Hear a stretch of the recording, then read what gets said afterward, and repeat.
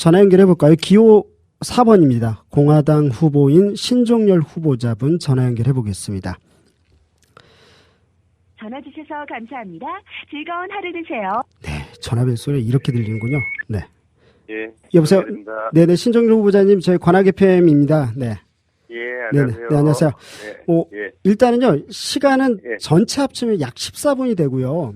저희가 예. 이번에 답변이 1분과 1분 30초가 정해져 있습니다. 그런데 해보시면은 이게 충분한 시간이거든요. 그래서 예. 1분 정도 되는 시간 부분들은 되게 쉬운 질문이라서 굳이 제가 막 제지는 안 하겠고요. 1분 30초 때는 30초 남기고 나서 이 소리를 내어드리겠습니다. 네, 이 소리 들리면 30초 남았구나 이렇게 생각하시면 되겠습니다. 네, 네. 지금 앞으로 주어질 질문들은 사실 지역에 대한 이야기를 하는 것 같지만 알고 보면 국가 전체에 대한 관점을 묻는 거니까요. 그냥 평소 때 소신대로 이야기하시면 될 것 같습니다. 네네. 네, 알겠습니다. 네. 오늘까지 포함해서 이제 5일 정도 지역 주민 만나오셨잖아요. 예. 네네. 본인이 느끼신 민심이나 이런 것들 더 구체적으로 와닿았을 것 같습니다. 어떤 게 좀 이렇게 들리셨는지 귀에 이렇게 쏙쏙 들어왔는지 1분 시간 드리겠습니다. 이야기 부탁드립니다. 지금 말입니까? 네네. 네. 그렇지 않아도 지금 저희들은 성완종 리스트 때문에 지역 민심이 상당히 사나워 있었습니다. 선거운동하기가 참 어려웠고 그리고 부끄러워서 고개를 들 수가 없었습니다. 그러나 저희들은 명함 10장만 가지고 도보로 지역 주민들을 일일이 만나서 선거혁명을 이루고자 하는 의지를 전달하고 있기 때문에 그런 의지를 가지고 하기 때문에 크게 힘은 들지 않았습니다만은 이제 저희들이 원하는 것은 4월 29일이 우리나라의 선거혁명을 불을 지피는데 관악을 유권자 여러분들이 앞장서 주시고 저희 공화당은 그 불씨를 살려서 선거혁명의 어떤 초석을 다지는 뜻깊은 날로 기억되고 싶습니다. 네, 감사합니다. 예. 1분 딱 적당히 쓰셨네요. 네. 이제 본격적인 질문인데요. 국회의원에 대한 견제 장치입니다. 사실 보면 이제 지역 구의원들 같은 경우는 주민 소환제 같은 이제 견제 장치가 있습니다. 하지만 국회의원에 대한 견제 장치에 대해서는 이야기는 되지만 사실상 어렵죠. 관악구에서도 관악구에서도 시소화근해라는 곳이 있었는데 그걸 한 구의원이 거의 반대하니까 그냥 구청은 하겠다고 예산까지 마련했지만 없어져 버리더라고요. 그만큼 구의원이나 이런 분들에 대한 구의회에 대한 견제 장치가 필요할 텐데 보실 때 국회의원에 대해서 견제 장치가 없다는 점 이런 부분들에 대해서 후보자의 의견 궁금합니다. 글쎄 말입니다. 이 무소불위의 절대 권력 각축장이고 그다음에 어떤 포퓰리즘의 정쟁 도구가 되어버린 우리 국회가 지금 현주소입니다.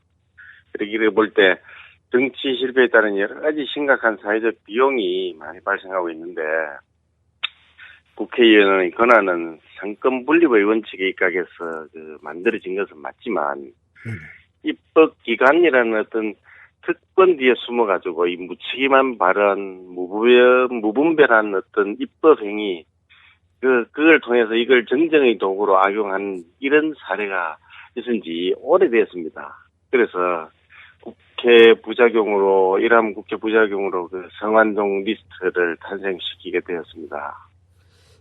저번에 4.29 재보궐선거를 통해서 관악을 유권자 여러분들이 부정부 폐해 원상이 되어버린 국회를 한번 바로 잡고자 공화당의 정치혁명에 정말 한 표의 힘을 보태주시길 바라고 이 공화당의 한 표가 바로 외부로부터의 대대적인 견제와 감시라고 생각합니다.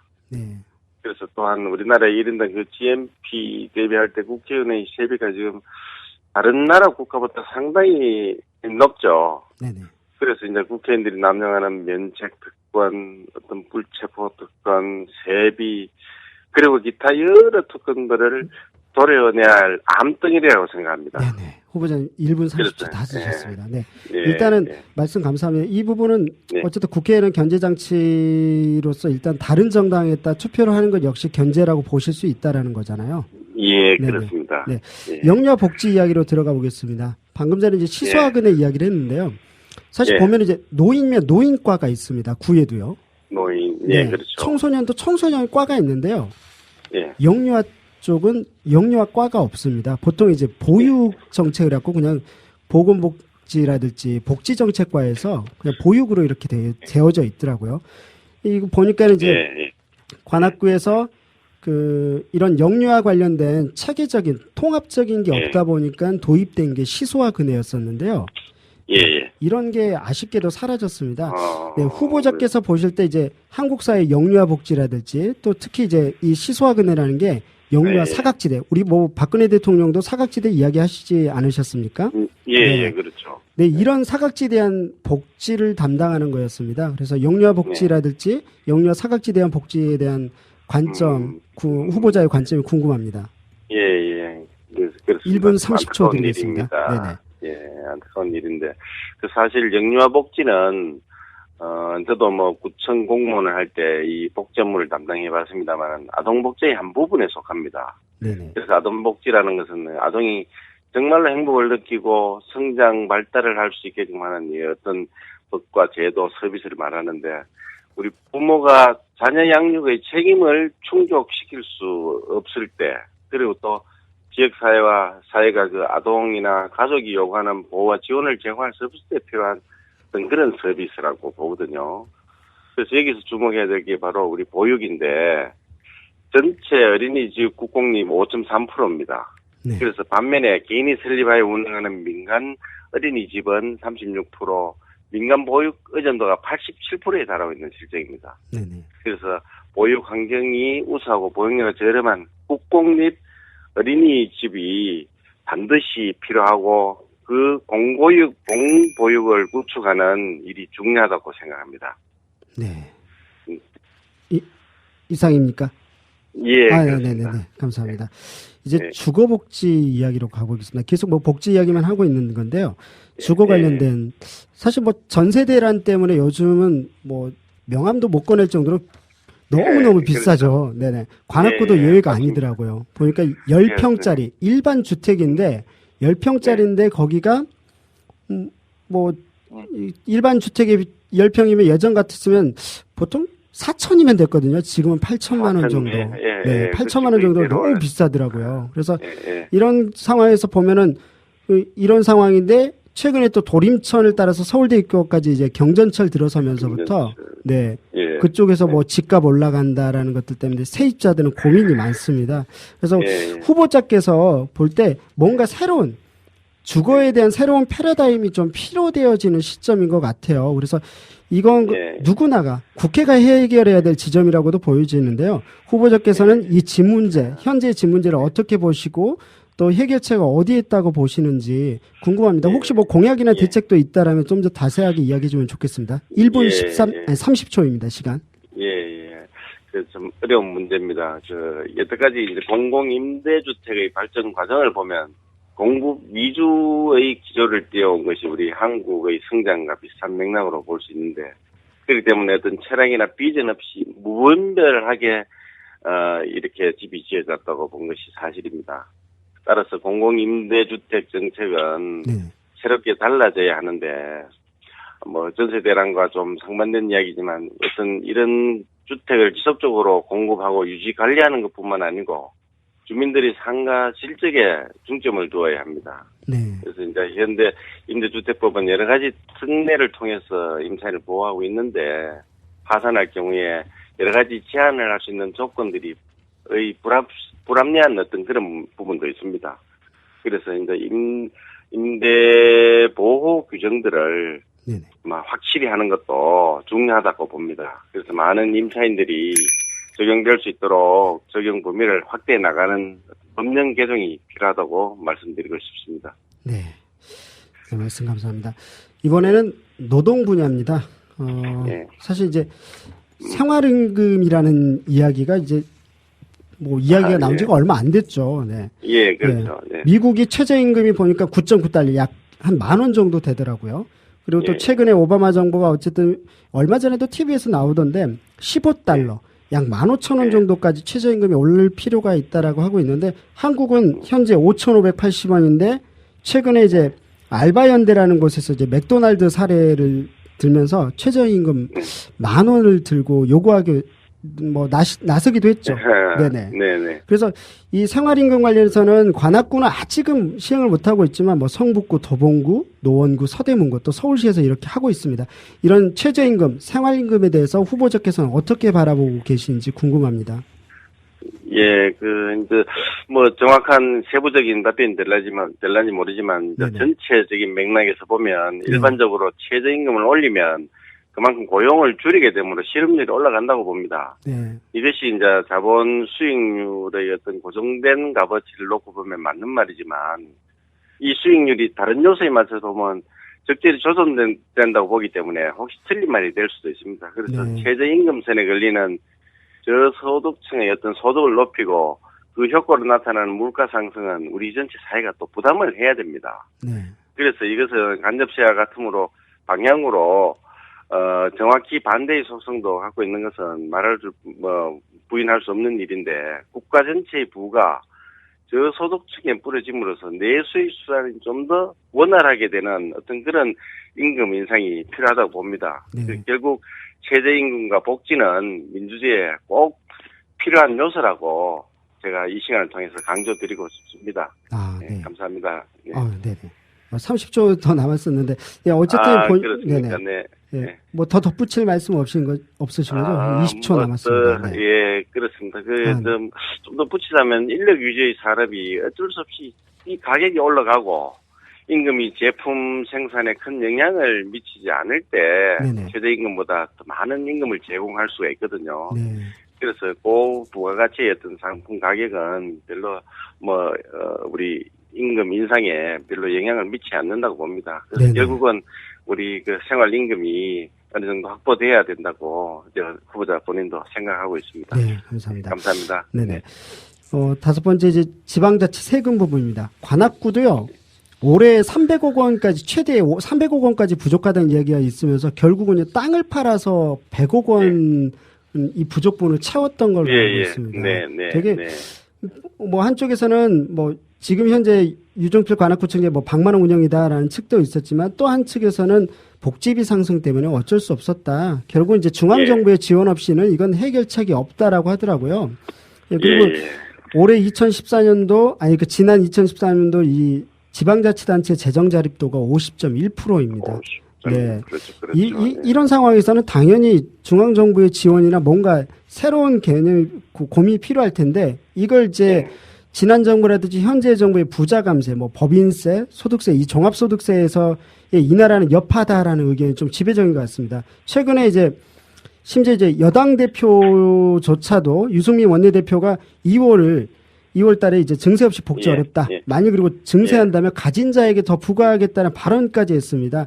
후보자께서는 보실 때 이런 세금 정책이 어떻게 되어져야 된다고 보시면 또 지방자치에서 이 세수 분배를 중앙정부가 지방자치 관계 속에서 어떻게 풀어야 된다고 보시는지 궁금합니다. 예. 세금 정책은 정말 아주 민감하고 중요한 사항이라고 봅니다. 근데 부유층과 어떤 대기업에 대한 감면 혜택 등을 통한 조세 유인 정책으로 투자를 촉진해서 경기를 활성시키자고 했던 적도 과거에 있었습니다. 세금 정책을 어떤 형평성 측면에서 부유층의 세금 부담을 늘리는 대신에 어떤 일반 서민이나 근로자층의 세제 혜택을 내리는 것으로 꼭 말씀드리고 싶은데 다시 말해서 중상층이 성장할 때 경제도 건실하게 성장할 수 있다고 봅니다. 네. 중상층이 떠받치는 어떤 기본적인 저축이나 근로나 어떤 가정 등의 가치를 존중하고 강화할 수 있는 어떤 조세 혜택이나 부유층의 세금 부담 증대가 필요하다고 보고 있습니다. 네.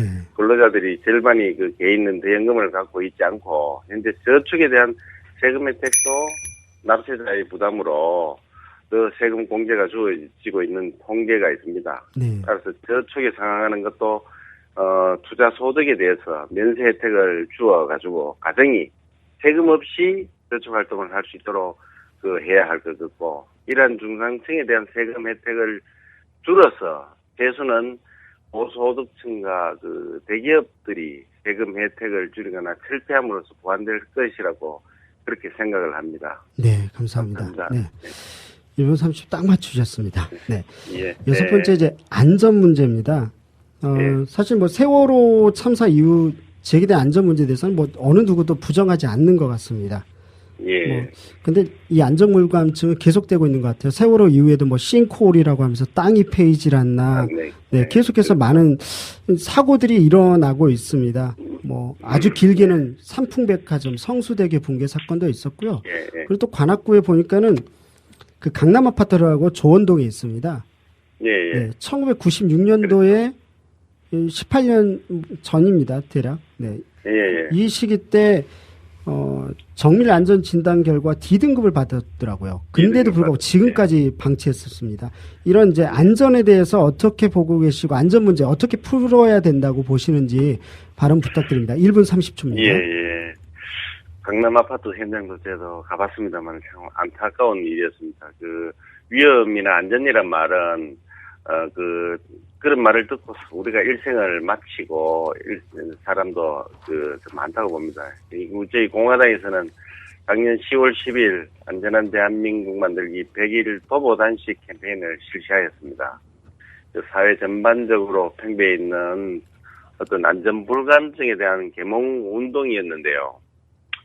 사실 청계 관정을 출발하여 그 서울 서해안벨트를 따라 팽목항까지 그리고 남해안벨트, 동해안벨트, 내륙벨트, 마지막으로 휴전선 벨트를 거치면서 이 안전에 대한 범국민 캠페인을 저희 당원들하고 같이 펼쳤습니다. 그래서 이제 저희 공화당은 2017년도 그 대선 슬로건이 안전한 대한민국 만들기입니다. 앞으로도 어떤 국민의 안전을 제일 먼저 생각하는 당으로 그렇게 거듭나고 싶습니다. 네. 안전은 아무리 강조해도 지나치지 않다고 생각합니다. 네. 감사합니다. 네, 말씀 감사합니다. 네. 공동체 관련된 이야기입니다. 인디언 속담에서 보면 하나이를 위해서 온 마을이 필요하다는 말이 있더라고요. 이 이야기는 아마 많은 사람들이 TV 통해서 꽤 들었을 거라는 생각이 드는데요. 이 서울시에서도 이 사업을 하고 있고 이 부분에 대해서 마을공동체 사업을 하는 데 있어서 관악구에서도 뭐 여야 진보 보수 상관없이 일단은 너무 빠르게 발전하고 그것만 생각하고 왔다는 생각들 때문에 뭐 남녀노소 할 거 없이 많은 사람들이 관심을 갖고 참여하기 시작하고 있습니다. 이 서울시에서 하고 있고 또 관악구에서 하고 있는 이 마을공동체 사업에서 어떻게 평가하고 계시는지 또 그리고 이게 과연 이제 국가 차원에서도 정말 사고될 수 있는지도 궁금하거든요. 후보자의 의견 부탁드립니다. 감사합니다. 저희 입장으로서는 현재 시행하고 있는 어떤 공동체 사업의 평가는 나중에 하기로 하겠습니다. 단 오늘은 모두를 위한 마을에 대한 저희 생각을 잠시 말씀드리겠습니다. 그 자치와 공급이 가능해야 마을이라고 생각합니다.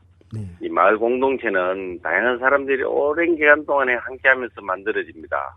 그 마을은 한 가지 뜻과 한 가지 이상만을 가진 사람이 모인 결사체가 아니고 다양한 생각을 가진 사람들이 어우러지는 곳입니다. 그래서 마을이 지속 가능한 공동체가 되기 위해서는 마을에서의 삶이 가능해야 하고 마을은 주민들의 호혜하고 협력으로 만들어지는 어떤 삶의 터전이 되어야 된다고 생각합니다. 여기서 이제 전제되어야 할 것이 우리가 한다고 반드시 옳다는 확신을 버려야 하는 것이 더 중요하고 어떤 일을 시작하는 우리는 과연 누구에 의해 제어될 것이냐가 중요합니다.